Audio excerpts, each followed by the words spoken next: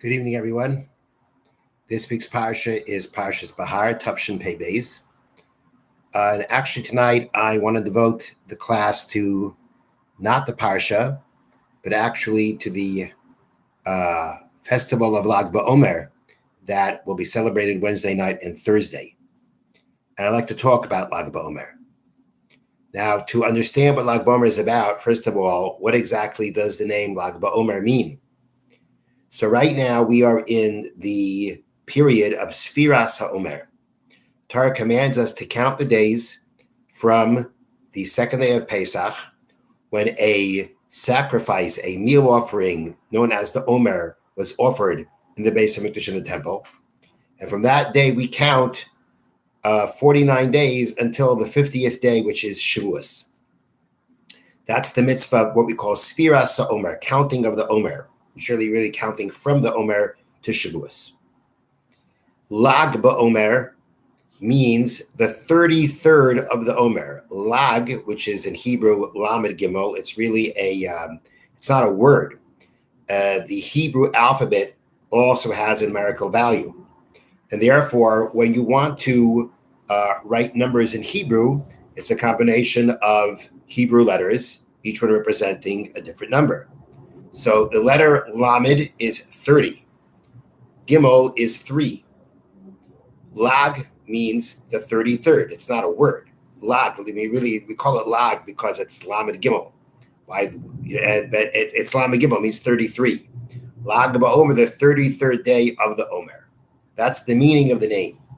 Now, what is special about Lag BaOmer? At the same time that we are doing the mitzvah of counting the Omer, there is something else going on during this period of the year, and that is the period of the year of Avelis, of mourning. That we as a nation mourn a calamity that befell the Jewish people in the times of the Mishnah. The Talmud tells us that the great sage Rabbi Akiva had 24,000 students, and they perished between Pesach and Shavuos. And that loss of all his students was created a tremendous void in Torah study, even more in the transmission of Torah. Before, the oral law had to be transmitted from generation to generation. And Rabbi Akiva was part of that chain of transmission. 24,000 students was a tremendous link in that chain of transmission. And with the loss of those 24,000 students, Talmud says the world was desolate, such a loss of Torah, such a loss of the continuity of Torah. The Talmud says Rabbi Akiva then went down to the south of Israel, where he found 5 students, and he taught those 5 students so that they could continue the transmission of the Torah. But we to this day still mourn that loss of the 24,000 students, because 24,000 students is more than 5 students. And it created a tremendous void and loss of Torah that's relevant to us to this day. And therefore, there is this practice of Avelis, of mourning. We don't cut our hair, we don't shave, we don't have weddings. And the tradition is that Rabbi Akiva's students died within 33 days between Pesach and Shavuos. Now, there are different traditions and therefore practices of when did they die. According to some, they began dying from the beginning of the Omer, the second day of Pesach, 33 days straight, which would mean that the 33rd day, that's when they stopped dying. Others learned that the 33 days were straight 33 days, and that got dispersed between Pesach and Shavuos. Now, for our purposes, we're going to stick with one approach in order to understand Lag BaOmer, and that is if we follow the approach that the students Rabbi Akiva died from the beginning of the Omer, 33 days straight. That means that they stopped dying, the students stopped dying on the 33rd day. On the 33rd day is the day that we celebrate to a certain degree. It's a certain day of joy. we don't say the prayer of Tachanun in our in Shachris Mincha, our morning and afternoon services, which is something that we don't do on a holiday. On that day, we may take, depending on your tradition and custom, you can take a haircut, you can take a shave, you can have a wedding. And the commentary of the Meiri from the Rishonim, he says that our tradition is that they stop dying on the 33rd day. The 33rd day is therefore a time of rejoicing because it meant that the Jewish people wouldn't have to be that the death of these students ended. And my understanding is that, and now it was time to rebuild. It was the chance to rebuild because it was after that Rabbi Kiva went and found the 5 students. Perhaps because the joy that they stopped dying, not so clear, so they stopped dying. That's a time for joy. And if it is a time for joy because of the trauma they were going through, what's that relevant to us? So it would seem to me that the explanation is that they stopped dying on the 33rd day, and now it was the chance to start rebuilding. But the 33rd day, but according to this, the celebration of the 33rd day is because that is the day that the students stopped dying. There is also a tradition that the 33rd day is the day in which, even if you say that if they died over 33 days dispersed, the 33rd day of the Omer was a day that nobody died when they should have, according to the way some explain. And therefore, it also has a certain level of joy to it. But let's keep it simple right now. Let's follow the approach that they died during the first 33 days. Their 33rd day was the day that they stopped dying, and therefore, it's a day for celebration. What's interesting to note is that if they died on the 33rd day, it took at the 33rd day they stopped dying. That means they died on the 33rd day. So why do we stop mourning on the 33rd day? That's the time where we should still be mourning because they died that day. So the explanation is that if a person is sitting Shiva, unfortunately, so you don't sit Shiva for 7 full days. Day 7, you don't sit a full day. You basically sit a little bit during the day, and then the rest of the day, you're not in Shiva anymore. Because when it comes to the observance of mourning, we use a rule, Mikses Hayoim Kekuloi. Part of the day is like the whole day. You've done part of the day, it's like you did the whole day. And therefore, on day 33 of the Omer, which is the last day they died, so the suspension of the practices of mourning are not on the night of the 33rd. You can only start taking a haircut, listening to music, etc., on Lag Bomer day itself. So being that on the night we still observe the mourning, so therefore on that's already considered part of the day, counts as the whole day. And once we've ended the mourning, that's when we have a certain level of joy. Now, what's interesting to note is that Sfardim, or at least many Sfardim, do not cut their hair on the 33rd day. And that's because they follow the tradition held by the Shulchan Aruch, the Code of Jewish Law. The Code of Jewish Law was written by Rav Yosef Karo. Yosef Karo was a Sephardic rabbi. And his tradition was that they stopped dying on day 34. So therefore, day 34 is the day that they can take a haircut, following the same pattern as we just said before. But day 33 wouldn't be the time they wouldn't get a haircut on day 33. And therefore, day 33 would still need some kind of an explanation as to what's the joy of Lag BaOmer then? What other reasons were there to rejoice on Lag BaOmer? If we're still saying that was the day that the students died, they didn't stop dying until the 34th day. So the 33rd day doesn't seem to be a reason to suspend the Avelis, which according to the Sephardic custom there wouldn't be. But at the same time, we still know that there's a certain reason for rejoicing on Lag BaOmer according to everyone. And that rejoicing that I'm referring to, that everyone keeps, or everyone potentially would keep, even if, let's say, you're not suspending taking a haircut until the 34th day, but you would still rejoice on the 33rd day, is because of the fact that the 33rd day is the yard site. It's the anniversary of the passing of the great sages of the time, the great sage of the time of the Mishnah, the Tana, Rabbi Shimon Bar Yochai. Rabbi Shimon Bar Yochai means the son of Yochai. Shimon Bar Yochai was one of those 5 students, those new 5 students that Rabbi Akiva had, by which he continued the transmission of Torah. And he died on Lag BaOmer. Now, what was so special about that it becomes a day of rejoicing? And when I say rejoicing there means more than just means the fact that there's actually singing and dancing in the city of Meron in Israel by his grave. What exactly is the reason for all that joy?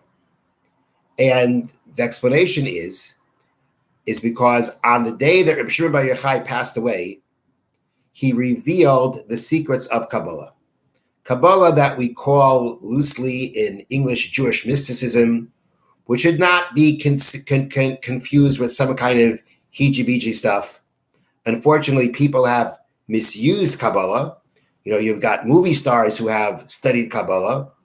Kabbalah is a study in itself that is reserved for people who are well learned in Torah and Talmud and have a serious degree of Yiras Shamayim, a fear of God.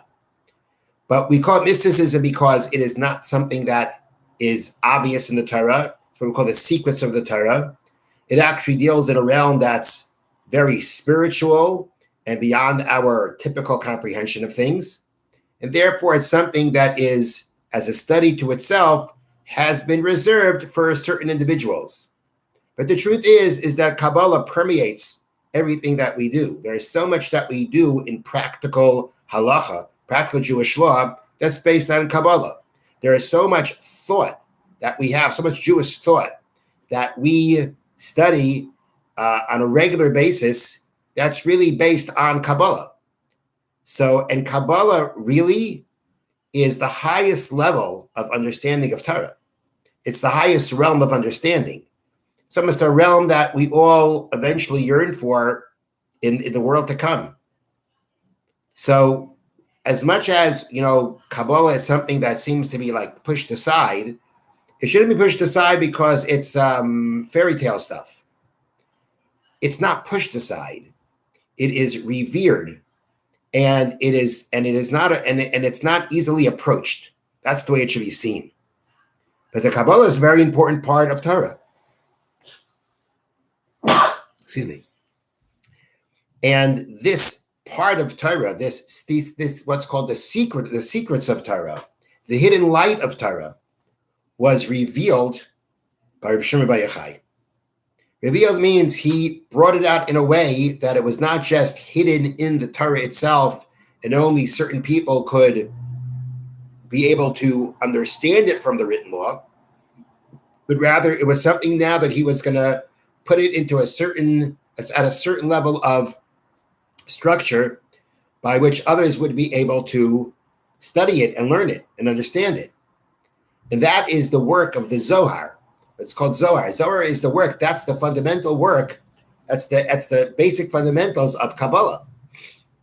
And the truth is that even after Shimon Bar Yochai revealed these secrets of the Torah, it was Rabbi Yitzchak Luria, known as the Ari, who further taught these principles for people to be able to comprehend and understand.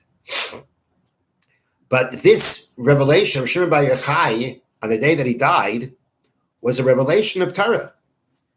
Shavuos is a revelation of Torah, and Lag BaOmer, when Shimon Bar Yochai revealed the Kabbalah, the secrets of Torah, the hidden light of Torah, that was another revelation of Torah. That became a day of rejoicing. And even though it's the day that he passed away, and many observe a day of a yard site, not as a time to rejoice, but the fact that this was a day of the revelation of this part of Torah was the reason to rejoice. And in the Zohar, the Zohar records in this way. This is an English translation from it.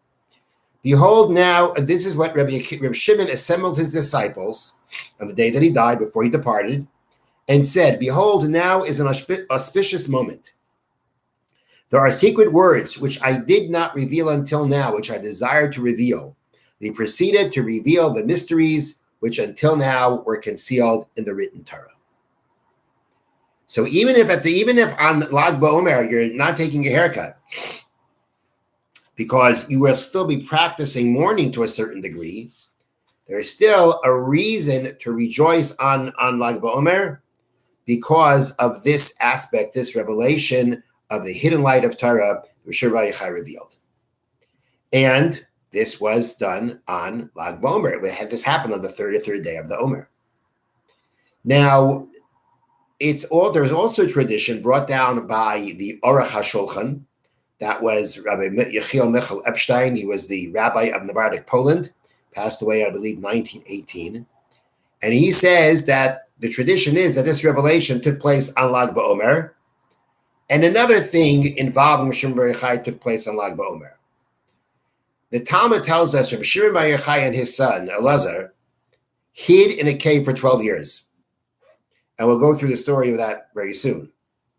And he was able to leave the cave and rejoin society on Lag BaOmer, which also now is another additional reason as to the rejoicing that relates to Shimon Bar Yochai on Lag BaOmer. And the story of that goes like this. Talmud says Rav Shimon Bar Yochai and other sages were gathered together, and one of the sages, whose name was Rabbi Yehuda bar Eloi, Rabbi Yehuda the son of Eloi, praised the Romans for their construction of streets, bridges, and public baths in Israel in the period following the destruction of the second temple, the second Beis HaMikdash, when Israel was under the dominion of the Romans. A sage present there, his name was Rabbi Yosei, remained silent. Rabbi Shimon Bar Yochai said, whatever the Romans had built was constructed solely for their own selfish interests. He criticized the Roman government. And when his words came to the officials, they wanted to kill him for it. So he and his son, the Talmud says, first went to hide in the study hall in the Beis Medrash. When they couldn't do that any further, they ran to a cave. And miraculously, in that cave, a carob tree grew, a stream went through it, and that is what they subsisted on for 12 years. For 12 years, they sat in that cave and they studied Torah day and night. And the Talmud says that when they came so 12 years later, Elijah the prophet went to the opening of the cave and said, who will tell Reb Shimon that the emperor has died and his decrees have been annulled? Which means now we could leave the cave. So he and his son left the cave. But they had now reached such a high level of piety and of Torah study and of saintliness that they saw somebody working in a field and they couldn't handle it. They couldn't believe it. Someone is just using their time to work in the field and not study Torah? And wherever they looked, burned to the ground. A heavenly voice went out and said, I did not bring you out here to destroy my world. Go back into the cave. They returned to the cave for another year. When they came out, they had worked it out that they could now re-enter the world in a way that they wouldn't be so critical and destroy and being so critical of what they saw. And when they came out of the cave, the Talmud says they noticed an elderly man, and he was holding 2 hadassim, 2 myrtle branches. And they understood that he was doing this in honor of Shabbos. But Reb Shimon Bar Yochai asked him, why 2? Why isn't 1 enough?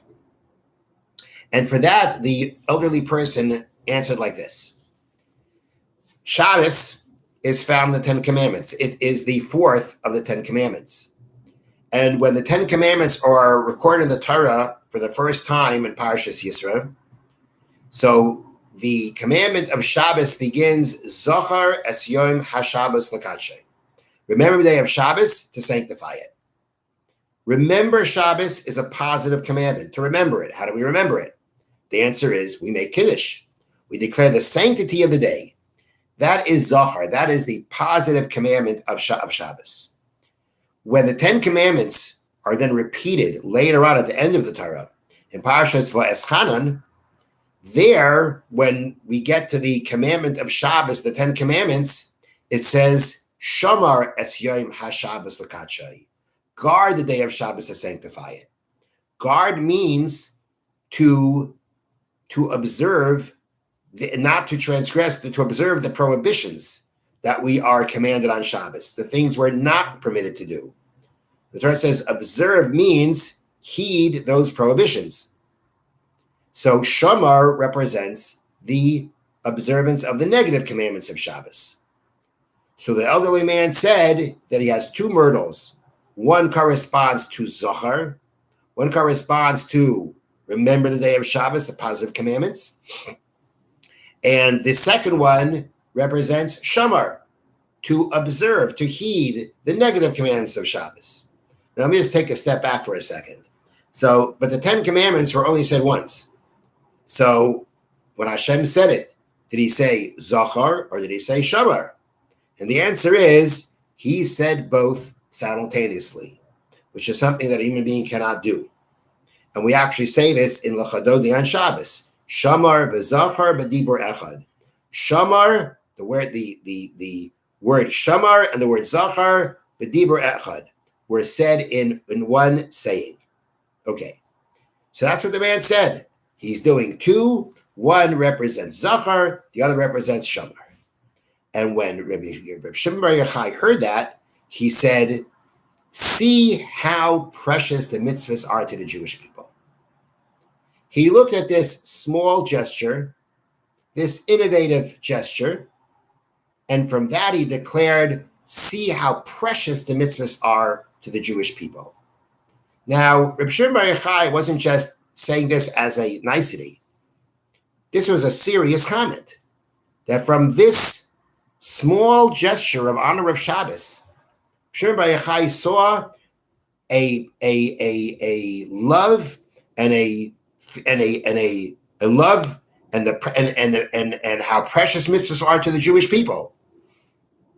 From this little act, he was able to see how precious mitzvahs were. That carries a very important lesson, and that is that even a small gesture, this was nice. It was a nice thing. It's cute. That's how maybe we would react to it. No. It was maybe a small gesture, but it was real. It was sincere. And that itself shows how precious mitzvahs are to the Jewish people. And here you have a man that not long ago couldn't handle anything less than Torah study. This was the man who came out of the cave, still a very sublime, holy individual. The man who knew the secrets of the Torah and eventually would reveal them. But he was still able to appreciate this small gesture, this small act. That's a very important lesson, that we need to make sure that we always appreciate small acts. It doesn't always have to be an act, a big act, a glitzy act, a world-shattering act, a life-changing act. A sincere, true act of honor to Hashem needs to be valued, it needs to be respected. And Rabbi Shimon Bar Yochai, on such a high level that he was, he cherished that small act. And he saw in that act not just a nice gesture of one person, but really a sign of what lies in the Jewish soul, in the Jewish neshama of every Jew. As he said, see how precious mitzvahs are to the Jewish people. It wasn't just about this one man. It was really a sign of how precious the neshama of every Jew is. Now, I want to share with you a story that relates to this idea of how much we have to value, respect, even a small gesture. Now, this small gesture that we have in the Talmud made sense. But listen to the following story. This story was told over by Rabbi Yitzchak Blazer, who was one of the prime disciples of Rabbi Yisrael Salanter, the founder of the Muslim movement. He was a very great Torah scholar and a very righteous man. He probably died around, 100 years ago, maybe less. I'm not so good at my dates, but he was a person who definitely lived within the last century. And he told a story of how there was a simple Jew, simple, unlearned person, who heard in shul from the rabbi discussion about the lechem hapanim.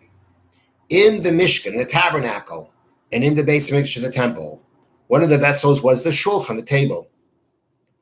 And on this table, there were 12 special breads that were there throughout the week. And they were changed on Shabbos. The old bread was taken off on Shabbos, and new bread was put on Shabbos. And the simple Jew heard about this and was very taken by it. Very taken by the fact that here are these breads, so to speak, offered to God every Shabbos.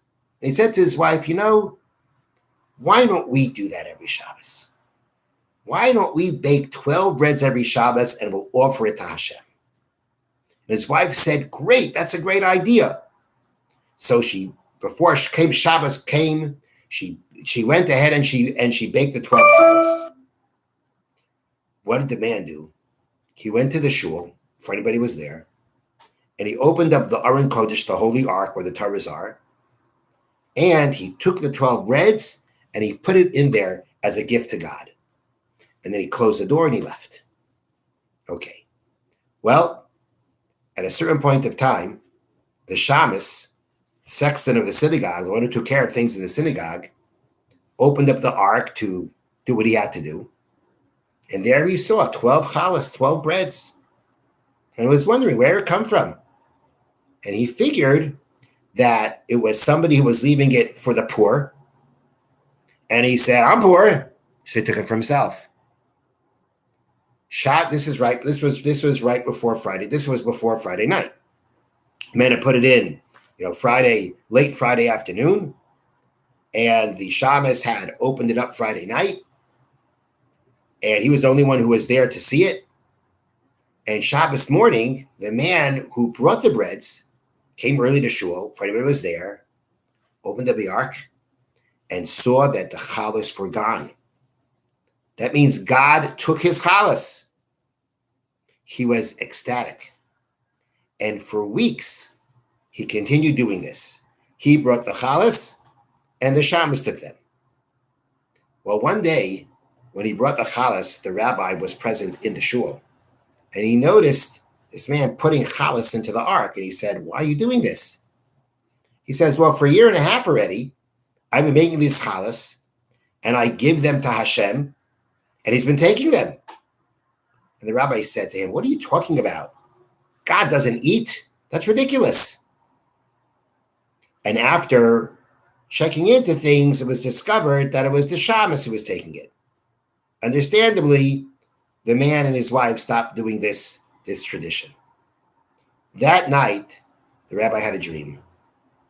And he was told that because you stopped what this man and his wife were doing, you will not finish. You will not finish out the year, because since the times of the Beis Hamikdash, nothing has brought greater joy to God than what this man and this woman were doing. Here you have an act that wasn't even sensible, but it was sincere. It was real. Their hearts were in it, and therefore, should have been respected. It should have been valued. And it was valued by Hashem. And that was that, and that is what we see from that story of Shem Bar Yochai in the Gemara. That no matter what the act may be, and it's according to the story, it may even be nonsensical, but it's sincere, it's real, it's under the honor of Hashem. No matter how small it is, maybe how nonsensical it is, it has to be valued. Because even a small act of honor to God is big and precious in the eyes of Hashem. Have a wonderful day.